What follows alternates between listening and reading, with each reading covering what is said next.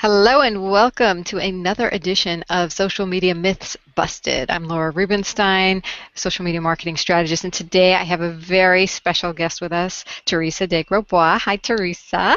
Hi, Laura. It's good to see you. Good to see you. I'm so excited to have you. I know you've had a lot of success out there in many ways, and including social media, and you've been an inspiration to me. So why don't you tell everybody about you and what your main focus in your work is? Oh, well, I got my fingers in a lot of pies, really, but the main thing I teach is all around influence. How do you become really influential at what you're doing? How do you become an authority in your field? How do you become a best-selling author? My passion and my mission in life is to really help thought leaders and emerging thought leaders really get the word out so that they can more effectively change the world. So a lot of what I do is geared toward that, and actually that was the reason I started the Evolutionary Business Council, which I'm sure you know about, which is all around helping emerging thought leaders and thought leaders connect together so that they can really assist each other in creating that change. Yes, and I will say I'm a proud member of the Evolutionary Business Council, so thank you for putting that together. And I love that mission of helping influencers and thought leaders get the word out and become influencers. Tell us about your journey of influence and where did social media come into play on that? Well, my journey of influence was an interesting one because one of the reasons I became interested in this topic was because I had none. I would have been the kid in high school going, how come all those other kids are the teacher's pet? And what's wrong with me, and why do they get accepted by the teacher? Or I would have been the person first starting out in industry that's like, oh, look at that guy. The senior execs always notice him. He must be the golden boy. And I never really noticed that, the common equation in all those things was me.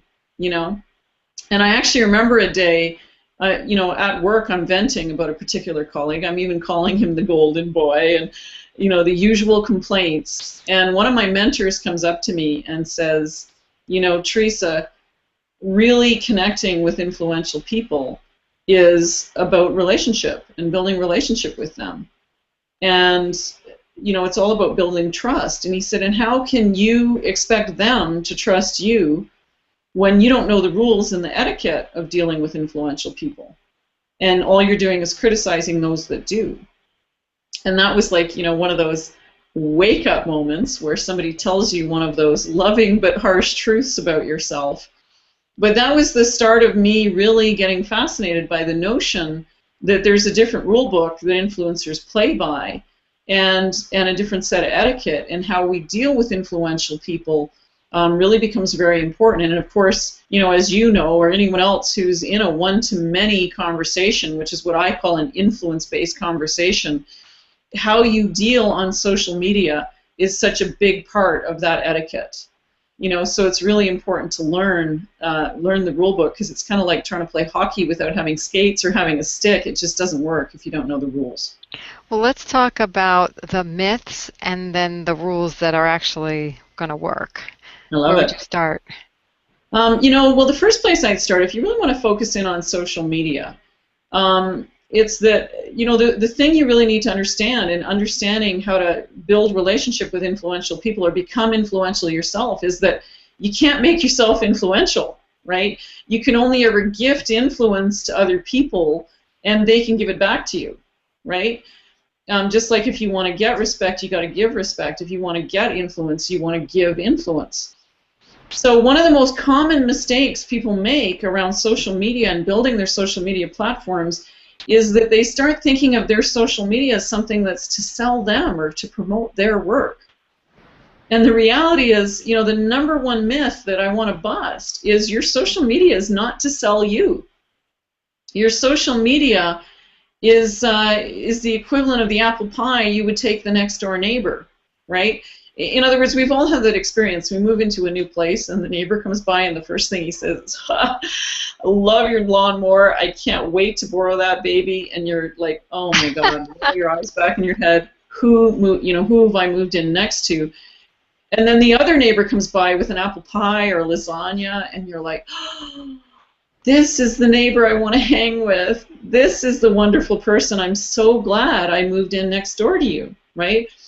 And it's the same etiquette with influencers. People meet influencers, they do all kinds of crazy, weird, strange stuff, you know, like, and I know you've experienced this, Laura. How many times have you walked off stage in a big room? Speakers experience this all the time, and there's 300 or 400 people in the audience, and there'll be a lineup of people there, and the first 3 or 4 of them, all they want to do is ask you what you can do to help them.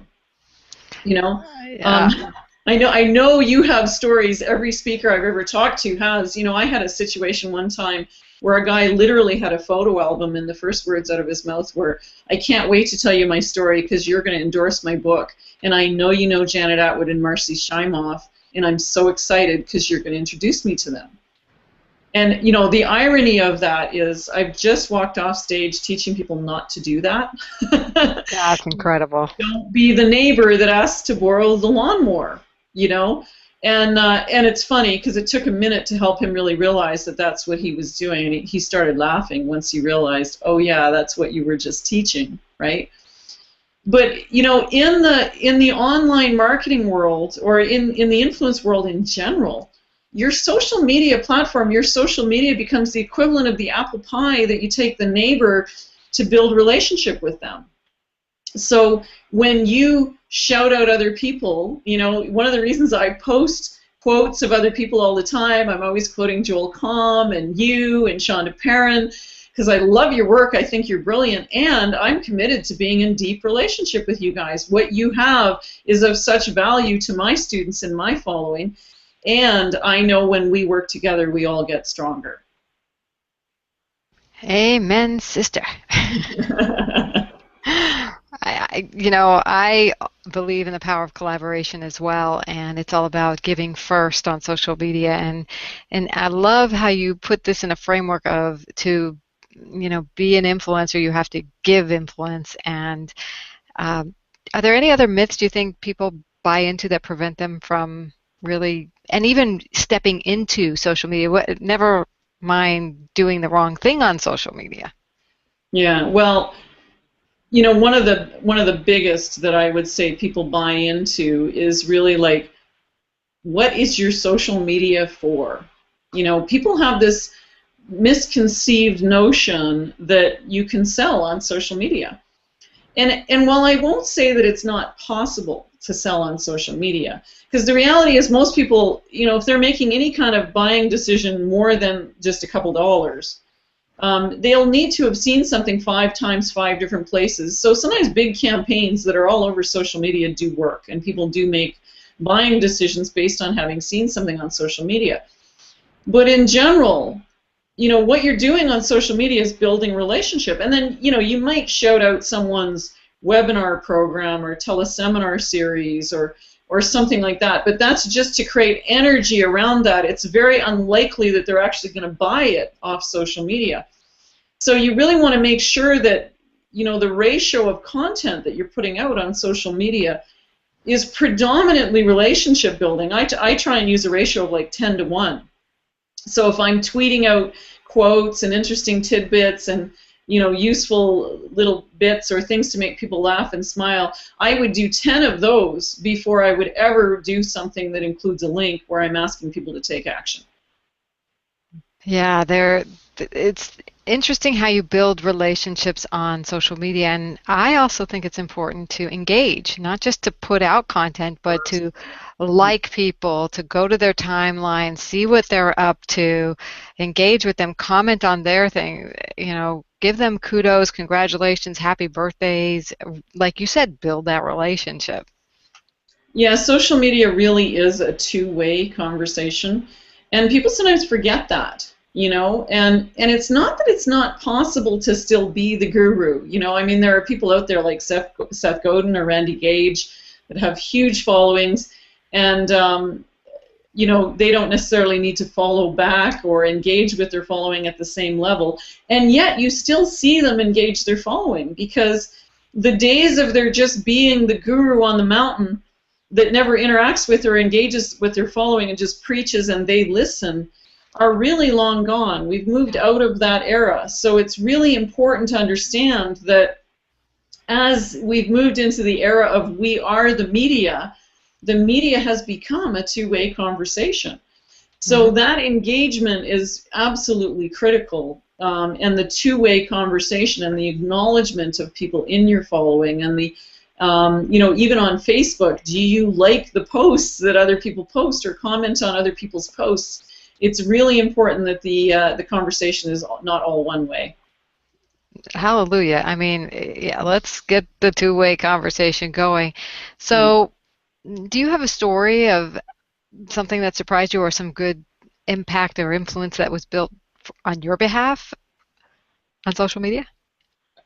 I've got so many, really cool miracles that have Oh, happened on do social media. share. Probably the biggest was what happened when we launched Project Forgive. I think, as a lot of people know, Shonda Perrin, my best friend, who's also highly influential in her own right, she launched the initiative Project Forgive, which is a not-for-profit foundation that's doing a documentary movie on the conversation of forgiveness. Well, Sean has been so of service to the industry. I mean, her workshops have helped thousands of people really step into, playing a much bigger game and really gaining their power as thought leaders. That she literally has thousands of relationships with people out there that really wanted to help her. And it was interesting because we were planning a big campaign to launch a big Kickstarter campaign to raise the funding for the movie, and we had prepared a little video to talk about the movie. Well, the interesting thing was, the one thing Sean didn't know was her husband and I went behind her back and we told everyone the campaign launch date was earlier than Sean was aware of because it was Sean's birthday. And all these people all over the industry really got behind the notion of, let's give Sean a birthday present, we're going to launch early. So the day before Sean's birthday, it became this massive social media party of everybody writing blog posts and sending out tweets and posting things on Twitter, all sending energy to this little video that we had created on Kickstarter. It's the first time I've ever seen a video go globally viral off YouTube. It's not uncommon for videos to go viral on YouTube, but it's the first time I've ever seen one go viral on a different platform. And it was so fascinating to watch what happened. Because, of course, because we were launching early, we hadn't had the chance to talk to quite a few people in the industry. We had just gone out to the first 100 or so. But it was almost like there was a big party going on, and all these people started hearing about the party, and no one wanted to be late to the party. So all these people that, not only people who knew Sean, but even people that had never met Sean or I, started jumping in the game and tweeting and Facebook posting. And it was interesting, by the time the campaign was over, as you well know, we had raised, over the course of a couple of months, over $100,000, and which really just amazingly launched the documentary movie. It's well into production now. But it was really fun watching how that happened, because it's one of these interesting things. You can plan a campaign and you can anticipate how it might go, but what happens in reality is so far different than anything you might plan or anything you might anticipate. It's really quite fascinating and quite fun to watch. I do find that social media oftentimes winds up being almost trial and error in that sense, but when you go out with the intention of being fun and making a difference and giving, I think that you have a higher chance. And tell me if I understood the story correctly, you actually did launch a day early, just Sean didn't know. Is that right? Yeah, and I mean, she knew we were planning a launch. She didn't know it was being planned for the day before her birthday. Oh, that's We great. actually had a secret landing page set up that we didn't tell her about, that we were sending people to in order to get all the information on the launch, and to leave comments to let us know who was going to be participating. And what was really interesting about that was, the initial video that we launched actually wasn't the one that went viral. Like, the energy around the campaign was starting to create this word-of-mouth epidemic. But the initial video didn't catch. We had to do 3 iterations of the video before the true word-of-mouth epidemic really took off. And it was the 3rd video, actually, that went, globally viral and started being passed all over the internet. So it was quite fascinating to watch how it worked. Yeah, and it is about tweaking and refining the message and getting to the heart of what moves people. And every Kickstarter campaign I've seen that has worked has had an emotional component to it. Would you say that's what you had to refine?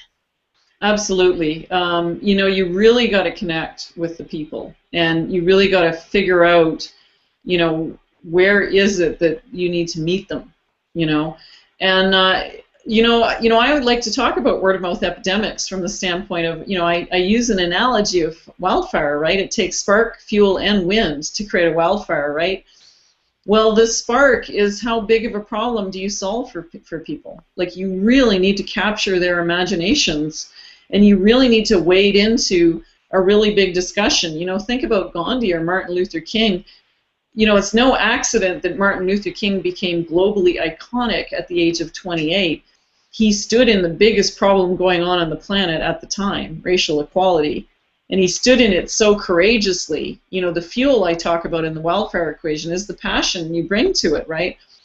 And, that spark and fuel is missing in a lot of people's social media efforts, because that's the foundation of what takes things epidemic, right? If you don't have a stand that you are for people, or a stand that you are for the world, and if you're not really, really passionate about it, if people can't feel the emotion of what you're doing, then no amount of strategy and campaign building is really going to create a word of mouth epidemic around what you do. You really need to connect with people's hearts.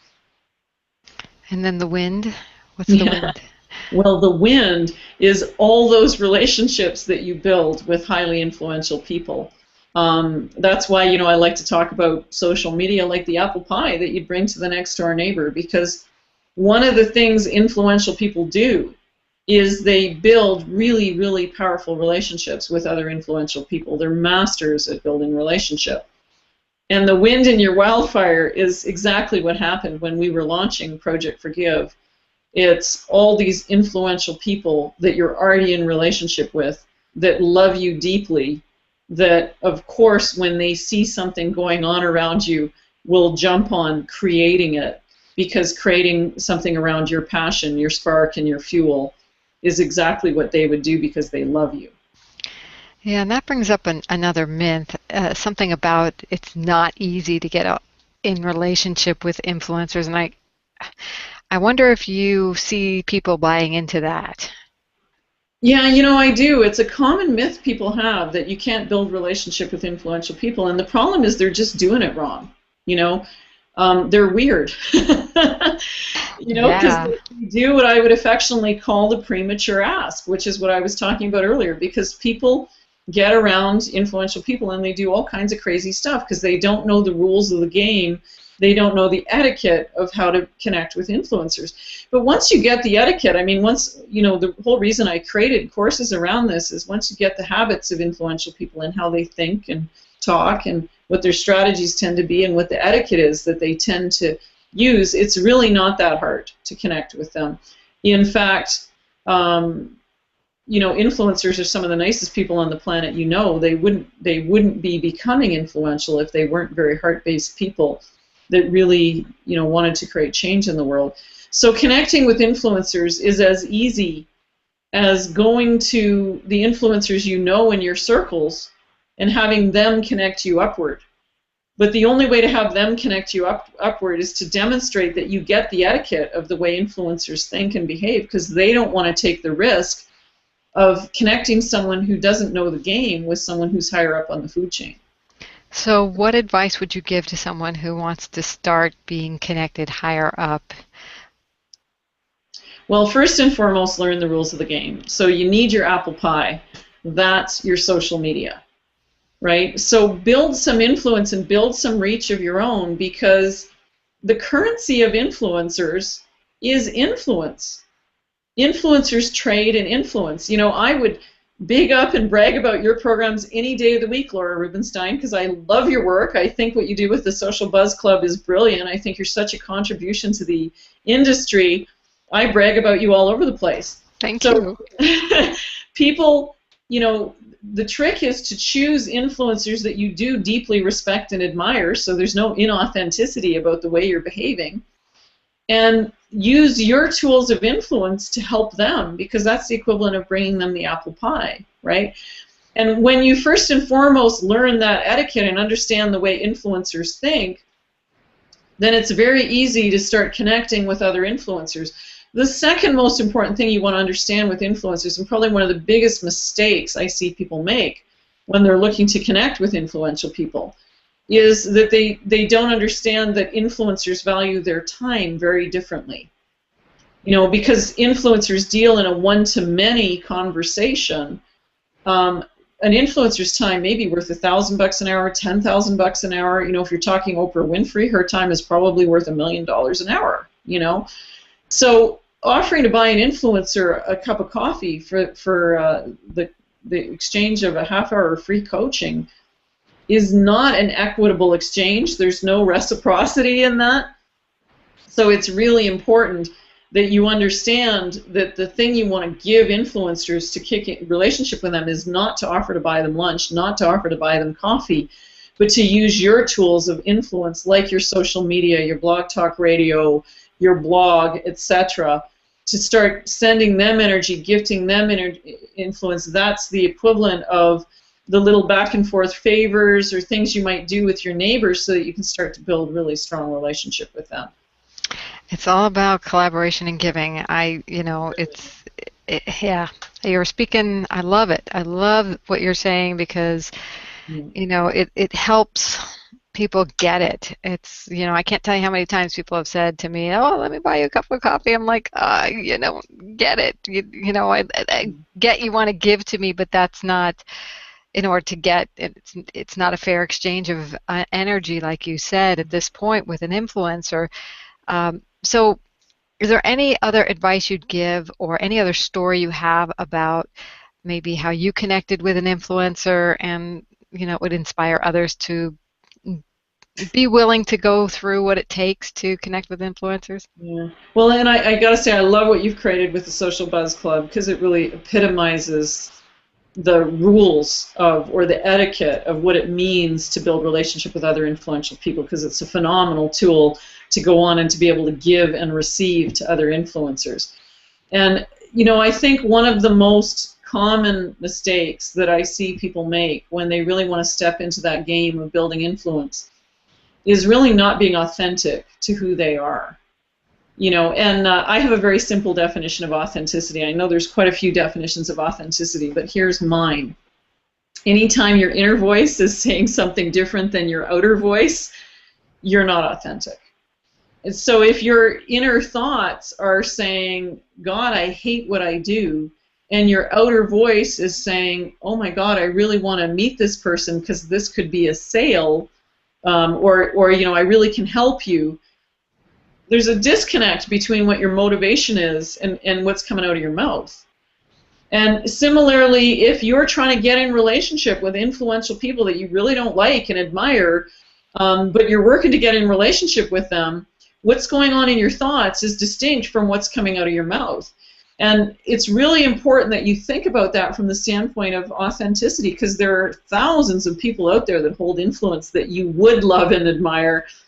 Focus on the ones that make sense for you to build relationship with, and focus on doing the things that you should be doing because you love them and you're really great at them.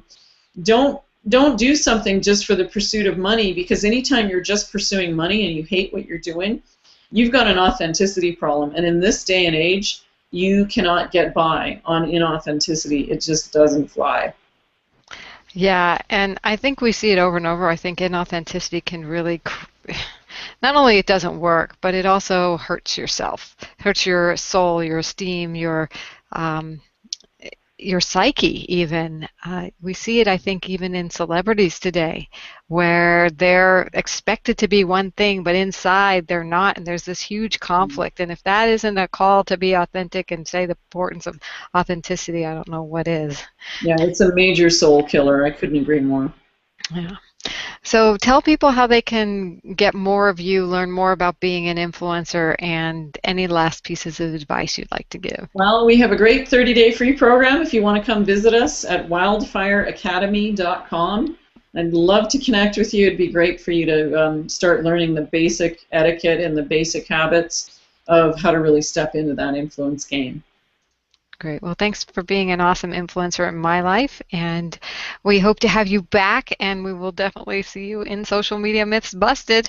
My pleasure, Laura. I would do this any day of the week for you. Oh, you're the best.